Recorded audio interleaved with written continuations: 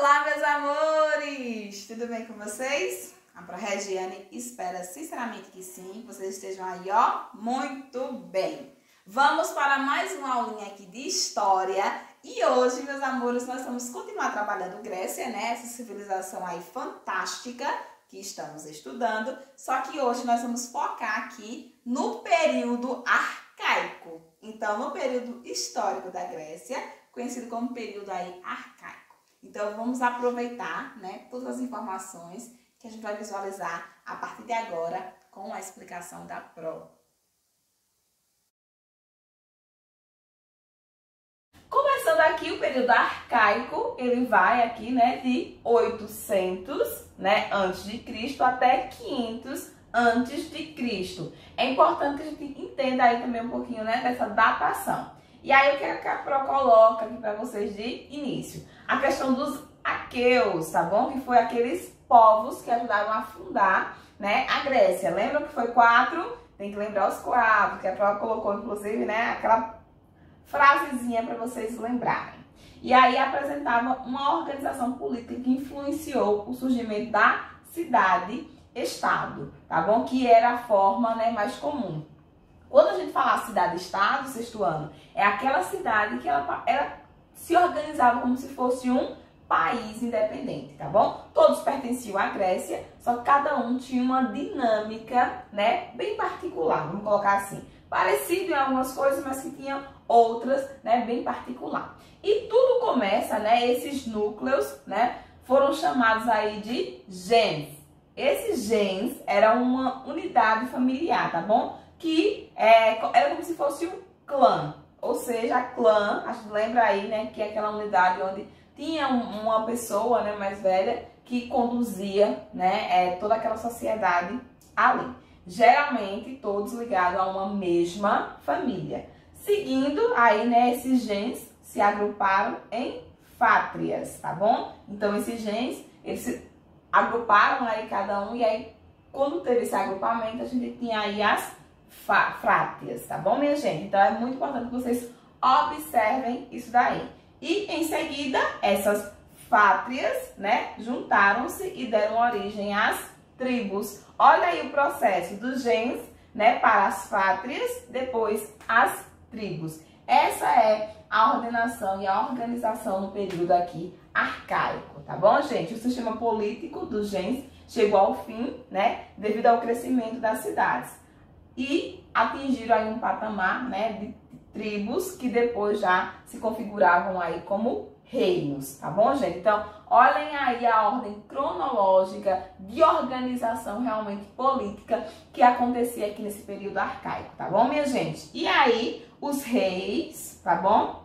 Conhecidos como basileus, nesse momento aqui arcaico, tá bom? Foram perdendo espaço aos poucos também, tá bom? Por conta do fortalecimento das aristocracias, né, guerreiras. A aristocracia era aquele povo, né, que tinha um poder a mais, no caso aqui por conta realmente da organização militar, né, nesse sentido aí, tá bom? Então aqui a ordem política do período arcaico. Continuando aí, tá bom? Além das mudanças, né, e também do crescimento urbano, que a gente precisa entender que nesse período aí da Grécia, eles estavam realmente muito organizados, né, em cidades, né, já partindo aqui da questão, né, do comércio marítimo. Então, essas cidades elas se organizavam melhor para atender essa forma, né, econômica que eles tinham aí, tá certo? Sexto ano, então a gente tem que observar isso daí também. Então, o crescimento urbano fez com que surgissem as cidades-estados, que na Grécia tinha o nome das polis, tá bom? Então, as polis gregas. Então, eram essas cidades-estados, tá bom? Com autonomia, como eu falei para vocês, né, de administração, leis e costumes próprios. Então, cada polis, elas se organizavam de acordo aí, de uma forma bem particular. Cito aqui apenas, tá bom?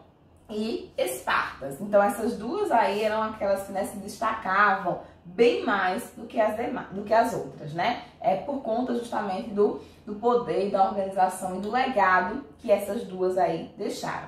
A Acrópole, ela era, né, o local mais alto de cada polis, tá bom? Então, cada polis tinha esse local aí, né, de maior altitude dentro dessa cidade-estado, onde havia os templos religiosos, tá bom? Então é importante que vocês lembrem aí. E também tinha a ágora. Essa ágora era como se fosse uma praça, onde se realizavam todas as assembleias, né? Tudo que fosse de decisão que precisasse ser tomada era realizada, né, nesses espaços aqui, tá bom, turminha? Então, a principal transformação política, né, realizada nessas polis aí gregas foi a instituição das assembleias, tá bom? O que determinava certa democracia, tá bom? Por que certa democracia? A gente sabe que a Grécia ela foi o berço da democracia, mas era uma democracia ainda diferente do que a democracia que a gente tem hoje, né? De democracia, né? Participação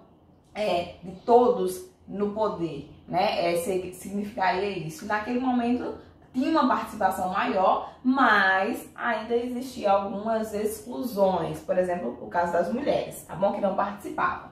Então, o regime aqui tinha uma certa democracia, mas ainda estava ligado à tirania, tá bom, turminha? Então, apenas a aristocracia podia participar das assembleias, deixando de fora as classes pobres, as mulheres e os escravos. Por isso que não era uma democracia, né, de fato, como a gente tem hoje, certo?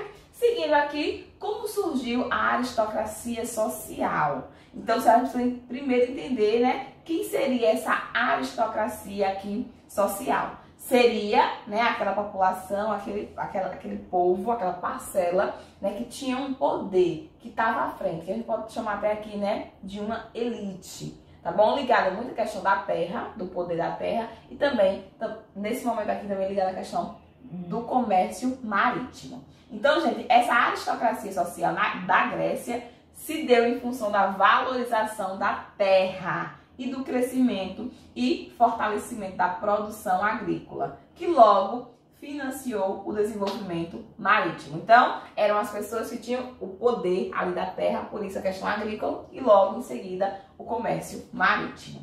Foi a partir da valorização, né, e concentração das terras na mão de uma elite social, né, que mudanças começaram a acontecer. Por quê? Porque você concentrou na mão de poucas pessoas, os demais começam a questionar, né, fazer questionamentos sobre essa forma. Então, a partir do momento dessa concentração, houve o que, sexto ano? Uma sensação, né, dele estarem perdendo, dele estar deixando, né, uma parcela da população aí de fora. E aí começou, né, a se questionar e a se discutir sobre isso, tá bom? Então, a estabilidade política e militar ocasionou, tá bom, um grande crescimento populacional.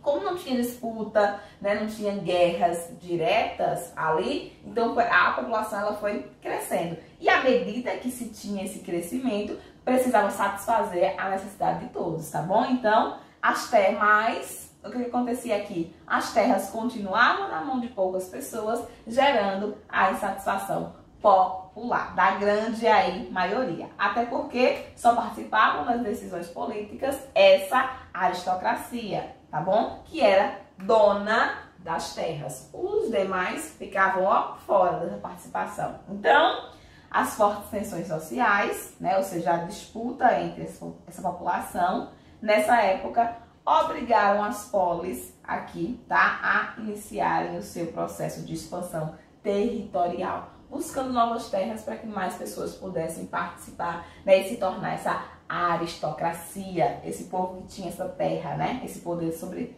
essas terras. Então, nós temos a criação da democracia. Ela vai acontecer, né, aos poucos, a gente vai conversar aqui, né, sobre como vai ser o processo da criação da democracia grega, tá? Como eu falei para vocês, é uma democracia que excluiu algumas pessoas. Então, é uma democracia bem com a cara deles. Mas, né, como a gente já estudou outros povos, naquele momento era um ganho, tá bom? Era um diferencial. Outros não tinham. Então, surgiu por uma insatisfação popular, que foi sendo colocada, né, e crescendo cada vez mais. Afinal, no período arcaico, aqui, turminha, que é o período que a gente está trabalhando hoje, já que a gente já trabalhou o período, né, pré-homérico e o período homérico, ao final desse processo aqui do período arcaico, passou-se, né, aconteceu uma transição, da forma da forma política de governo que a gente tinha, como eu falei para vocês, que era a tirania, para essa democracia, tá bom? Então, entendendo que essa tirania significava o quê? Era um regime que era controlado por uma elite. Nesse caso aqui, a elite era os aristocratas, tá bom? Que a gente falou sobre eles neste instante, tá bom? Então, observem aí a passagem, né? Essa troca na formação aí, né, desses governos, dessa forma de administração dessas cidades-estados na Grécia, tá bom? Então aí coloca aqui, ó, por volta do ano de 600 e 500, ó, percebe que a gente já tem um tempinho, já que esse período aqui arcaico, ele começa, né, no ano aqui de 800 a.C. Então, 600 e 500 aqui, né, antes de Cristo também, a tirania passou ao ser o sistema político das polis, né? A tirania, né, enfraqueceu aquele povo que era, né, essa aristocracia, que até então dominava 100% aí, né, a Grécia. Nesse sentido, podemos afirmar que a tirania foi um processo de transição para a democracia, mas não é para qualquer democracia, tá bom? Essa democracia com a cara aí da Grécia, que a Pro já comentou, né, que exclui, né, diferente da democracia que a gente tem hoje, algumas parcelas da população, tá bom? Escravos, as mulheres, né, era um dos pontos aí. E aí, embora fosse, né, um processo aí lento, tá bom? O surgimento da democracia foi decisivo para a gente ter a Grécia como essa grande civilização que ela é hoje, visto que, né, ela permitiu uma maior participação popular, tá bom? Ainda que com restrições, como a Pro já colocou aí para vocês, tá bom? E aí os aristocratas, né, temendo aí o levante popular, introduziram esse sistema aí mais democrático, onde a gente, né, tinha mais pessoas com acesso à terra e podendo participar dessas decisões, tá bom? Então, tudo para controlar essa insatisfação que nesse momento já passava aí a ser gigantesca. Seguindo o sexto ano, a nossa conversa aqui sobre o período arcaico grego, nós vamos ter aqui, né, alguns pontos, né, que foram introduzidos, né, aqui no período já mais democrático, do período de democratização, né, do sistema político aqui grego, tá bom? A aristocracia tomou outras medidas além, né, desse acesso mais democrático, dessas assembleias, tá bom? Para conter essa insatisfação popular. E a Pro colocou aqui os principais, tá bom? Os três aqui principais, que foi: incentivou a expansão territorial para colonizar outras terras, tá bom? E aí fazer o quê? Fazer que tivesse mais cultivo e mais pessoas tendo acesso a esse espaço, que era o espaço que elevavam aí as pessoas, tá bom? E também fez movimentou ainda mais a questão do comércio. Lembrando que o comércio era incentivado a partir da produção agrícola, né? A produção aí nessas terras, tá bom, turminha? E também, por último, mas não menos importante, essa necessidade aí, né, de movimentação e se tornar as terras mais produtivas, também precisava de mão de obra, né? Ou seja, mais pessoas trabalhando.